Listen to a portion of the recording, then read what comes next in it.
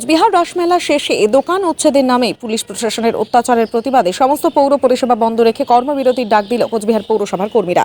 কোচবিহার পৌরসভার কর্মীদের অভিযোগ, গত 16ই ডিসেম্বর কোচবিহার রাসমেলা শেষ হয়েছে। গত 17ই ডিসেম্বর মাঠে অবস্থিত ব্যবসায়ীরা যখন তাদের দোকান ভেঙে মালপত্র গোটাচ্ছিল, সেই সময় কিছু ক্রেতা সেখানে গিয়ে জিনিসপত্র কেনার সময় হঠাৎ করে পুলিশ প্রশাসন তাদের উপর লাঠিচার্জ করে। পৌরসভার কর্মীরা সেখানে গিয়ে আলোচনা করতে গেলে পুলিশ তাদের উপরও লাঠিচার্জ করে বলে অভিযোগ। পৌরকর্মীদের দাবি, প্রতি বছর মেলা শেষে যখন ব্যবসায়ীরা দোকানপাট গুটিয়ে নেয়, সেই সময় ভাঙা মেলায় অনেক ক্রেতাই ভিড় করে, কিন্তু পুলিশ প্রশাসন এবছর অনৈতিকভাবে তাদের উপর লাঠিচার্জ করে। এই ঘটনার প্রতিবাদে কোচবিহার পৌরসভার কর্মীরা অনির্দিষ্টকালের জন্য কর্মবিরতির সিদ্ধান্ত নিয়েছেন।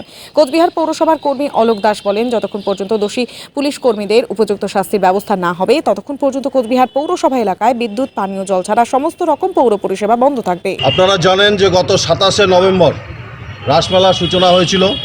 এবছর 20 দিনের মেলা ছিল, অর্থাৎ গত 16ই ডিসেম্বর সেই মেলার শেষ হয়েছে। আমরা কুচবিহারে দেখে এসেছি ছোটোবেলা থেকে, মেলা শেষ হওয়ার পর অন্তত 3-4 দিন লেগে যায় ব্যবসায়ীদের মেলার মাঠ পরিত্যাগ করতে, কারণ তারা যে পসরা নিয়ে আসে সেগুলো গুছিয়ে টুছিয়ে বাড়ি ফিরতে তাদের 3-4 দিন সময় লাগে।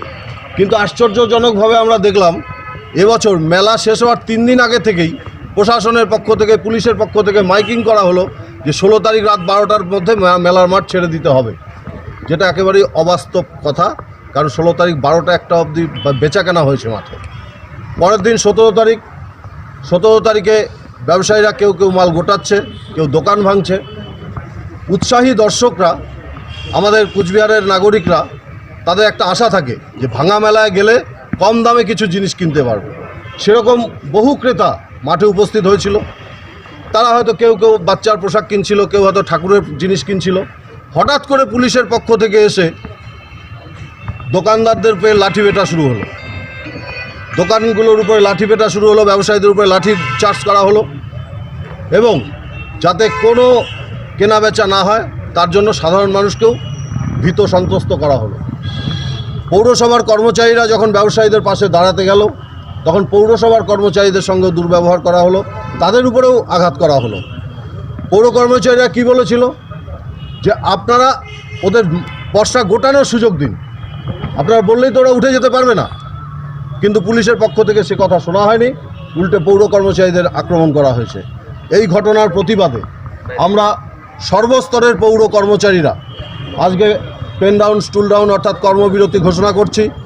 যতক্ষণ পর্যন্ত না দোষী পুলিশ কর্মীদের শাস্তি দেবে, ততক্ষণ পর্যন্ত আমাদের কোচবিহার শহরে সমস্ত ধরনের পৌর পরিষেবা বন্ধ থাকবে, শুধুমাত্র পানীয় জল আর বৈদ্যুতিক আলো ছাড়া।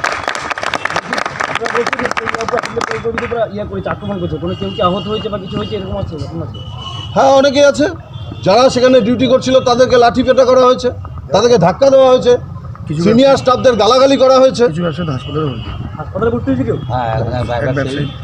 ব্যবসায়ী ভর্তি হয়েছে, কর্মচারীরা হয়নি, ব্যবসায়ীরা ভর্তি হয়েছে। হ্যাঁ, আমরা অভিযোগ জানাচ্ছি তো, এই যে প্রতিবাদে আপনাদের মাধ্যমে জানাচ্ছি।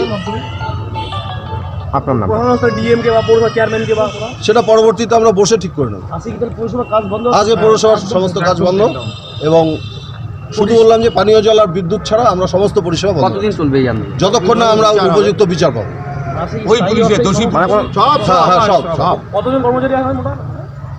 পৌরসভায় 700। আপনার নামটা?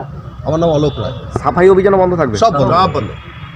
আমরা সাফাই করব, শহর পরিষ্কার করব, আমরাই আক্রান্ত হব, এটা মেনে নেওয়া যায় না।